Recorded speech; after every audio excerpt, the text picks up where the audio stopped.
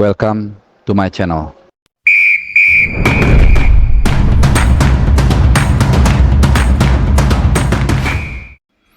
Ya, salam sehat teman-teman semua.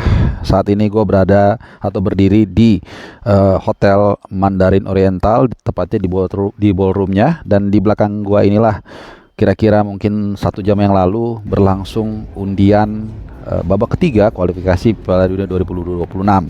Dan kita semua udah tahu Indonesia tergabung di grup C, grup yang sangat berat.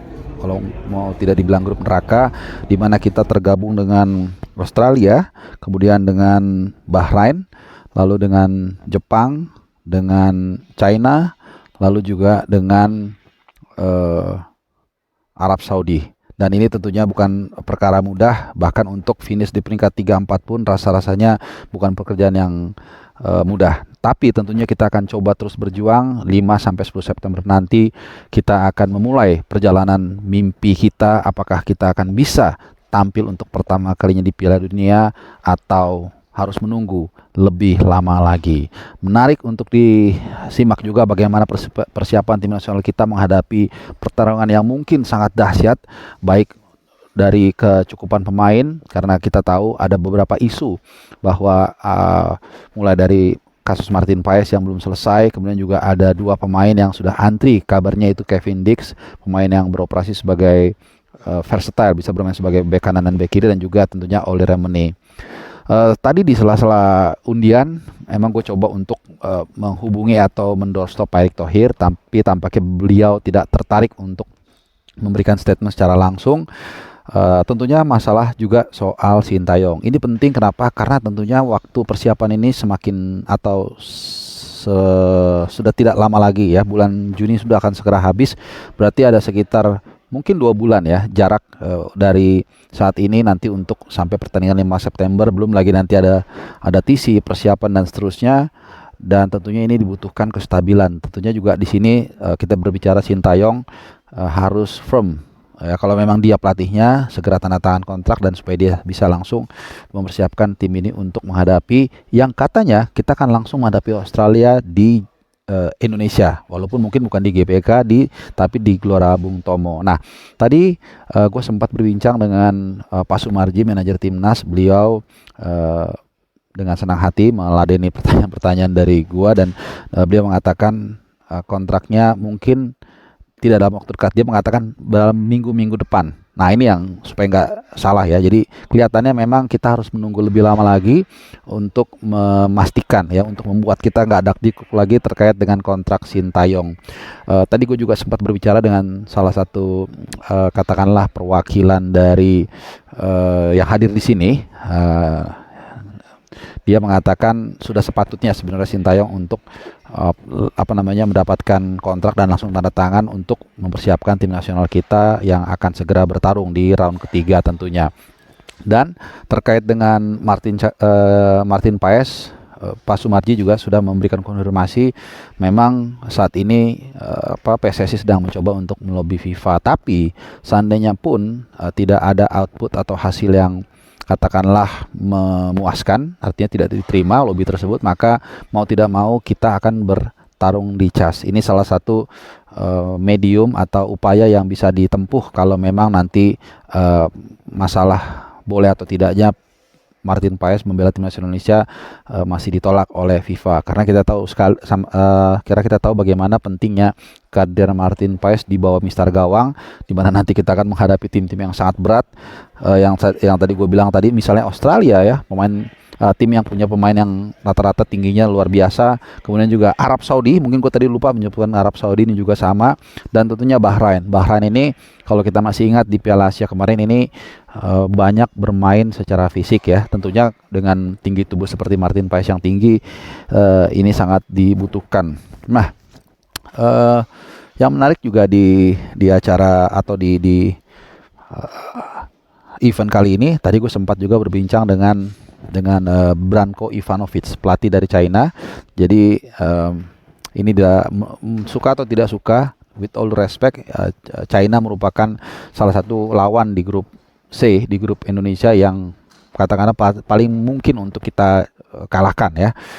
Dan beliau mengatakan, gue bertanya terkait dengan nanti home and away yang akan dilakukan, tentunya kemungkinan akan bermain di Jakarta nanti kalau memang kita dapat jadwalnya setelah September, karena September kita akan main di GBT menurut Pak Sumarji.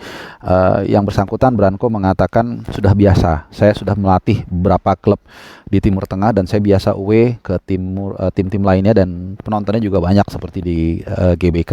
Ya tentu ini sebuah statement yang diplomatis yang harus diucapkan oleh seorang pelatih ya, bukan pesimis justru.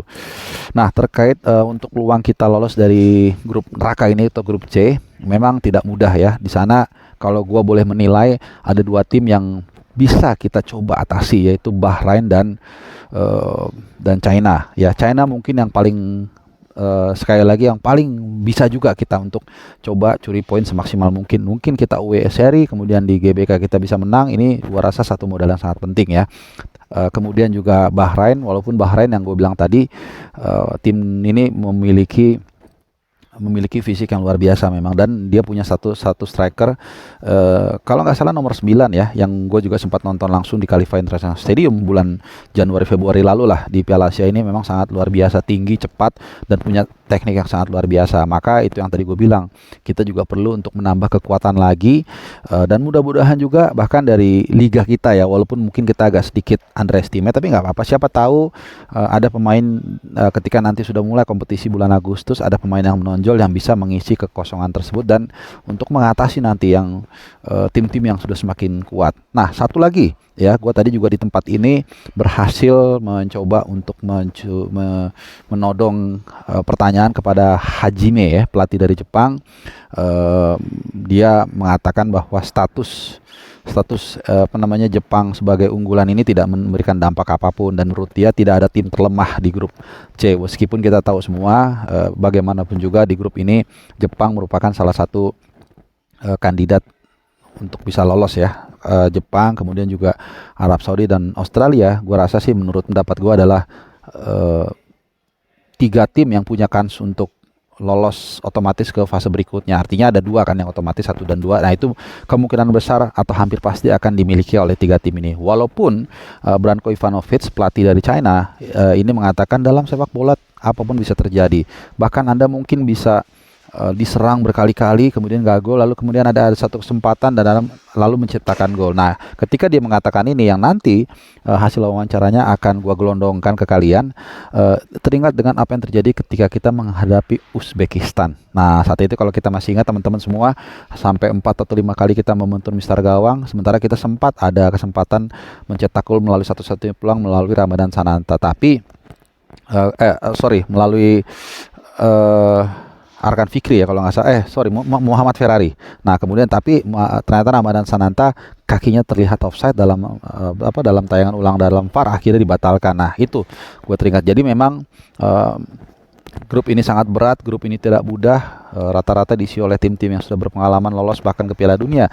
Tapi never say never dan show must go on. Satu mungkin yang kalau gue bisa mewakilkan keresahan atau kegundahan kita semua, secara personal gue agak sedikit senang karena kita tidak segrup dengan Qatar ya. Bagaimanapun juga kalau kita sudah fight, kalau kita sudah memberikan yang terbaik, kalau kita sudah lari sampai kita mau mati dan kemudian kita kalah, ya sudah, apa boleh buat. Tapi tentunya kalau kita sampai kalah karena dicurangi, nah ini yang kadang-kadang kita sakit hati ya. Kita masih ingat bagaimana Qatar di final Piala AFC kemarin mendapatkan voucher dengan 3 kali penalti, kemudian di partai U23 juga kita kalah lewat beberapa keputusan kontroversi, bahkan kemarin pun di kualifikasi Piala Dunia mereka mendapatkan gol kontroversi padahal bolanya udah keluar tapi tidak dinyatakan out dan akhirnya mereka bisa menciptakan gol. Nah, hal-hal seperti ini lah yang mungkin juga ada sedikit katakanlah bersyukurnya karena kita terhindar dari negara timnas seperti itu. Nah, satu lagi juga yang mungkin gua agak syukuri,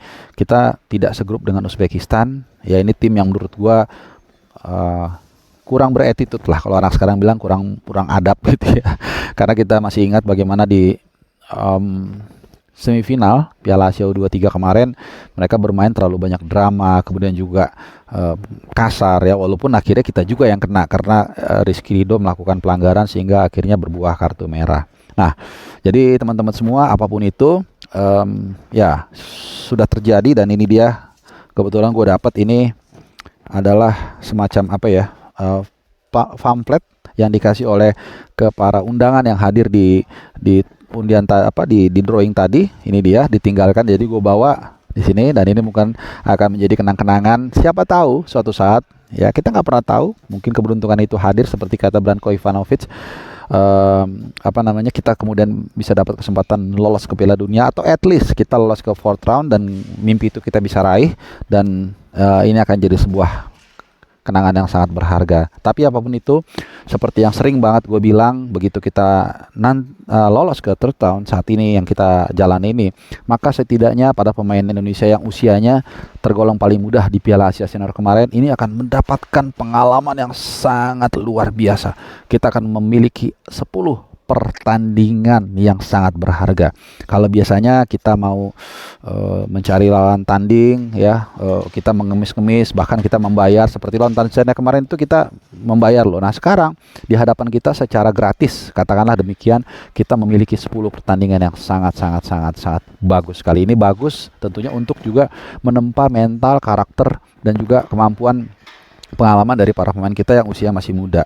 Ya katakanlah the worst scenario kita gagal lolos, tapi pemainnya sudah semakin matang, dan kita berharap nanti di Piala Asia 2027 di Arab Saudi kita bisa meraih prestasi yang lebih maksimal lagi, dan kemudian kita bisa berjuang mencoba untuk bisa lolos ke Olimpiade 2030 nanti. Nah, penutupan last but not least, untuk kalian semua para supporter yang tentunya sudah mulai di WhatsApp grup, gue lihat sudah mulai searching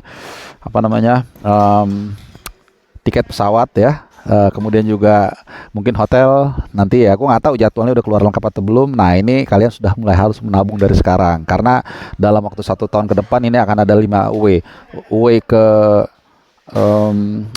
China, away ke Australia, away ke Bahrain, away ke Jepang, dan away ke Arab Saudi. Nah ini masing-masing menarik teman-teman. Nanti akan gue bahas dalam satu video tersendiri.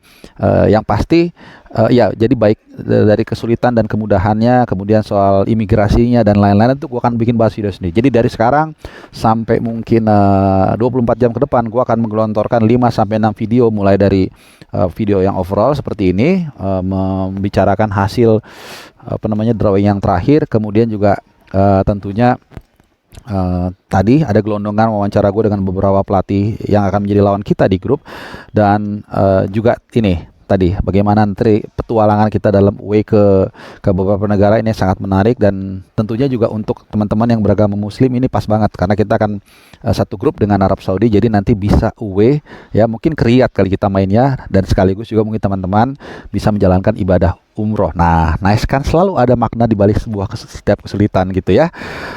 Oke, sedikit last but not least lagi, gue tadi lupa ketika berbicara dengan Pak Sumarji, gue sempat menyinggung soal lapangan ya. Jadi gue bilang, Pak, nanti kita kan akan segrup dengan tim-tim besar Asia, kalau tidak mau dibilang dunia ya, dengan Jepang, dengan Arab Saudi, dengan Australia, dan ya ini masalah infrastruktur lapangan seperti apa, karena nanti kan sangat malu gitu kalau Australia datang ke sini, disiarkan di Australia, dan makan mungkin di Eropa juga, Jepang dan seterusnya, tapi kemudian dia melihat rumput kita itu tidak bagus. Nah, beliau mengatakan confirm, jadi 5 yang September ya, yang September itu kita akan main tidak di GBK, di Gelora Bung Tomo, which is ya lapangan Gelora Bung Tomo setahu gue lumayan lebih bagus ya. Gue kesana pernah, tapi sebelum COVID jauh, waktu itu Persebaya lawan Persija Liputan. Nah itu memang lapangannya bagus, stadionnya juga cukup megah, tapi memang kapasitasnya tidak sebanyak GBK. Ya tapi nggak apa-apa untuk sementara waktu, karena juga kabar terakhir mengatakan Paus akan datang bulan September, akan menggunakan GBK. Nah, Pak Sumarji mengatakan nanti di kesempatan berikutnya, kalau gue nggak salah itu November ya, batch kedua. Nah, di situ nanti dia harapkan Gelora Bung Karno sudah bagus, sudah cantik, sudah juga layak, dan juga tidak memalukan untuk digunakan. Nah, ya itu kita berharap supaya pemain juga kalau lagi golin sliding lututnya nggak luka seperti Tom Haye kan gitu kan. Oke, sebenarnya tadi gua ada lupa ya mau nanya soal VAR, apakah VAR dipakai atau enggak.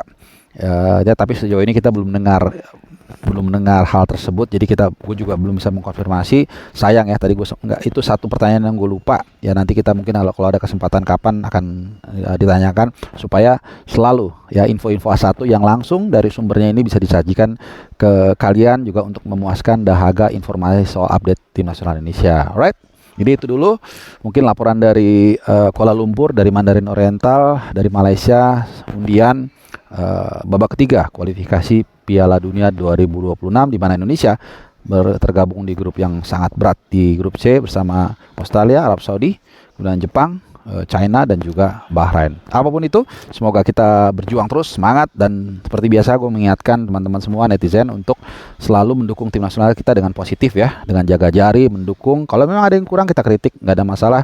Yang penting tujuan kita sama, mengharapkan atau mendukung semaksimal mungkin, sepenuh hati kita bisa melenggang sejauh mungkin, kalau bisa lolos ke Piala Dunia. Sebuah achievement, sebuah capaian yang memang mungkin 1-2 tahun lalu kita tidak pernah berani untuk bermimpi seperti itu. Mungkin ya, tapi kita lihat sekarang mimpi itu tidak terlalu jauh.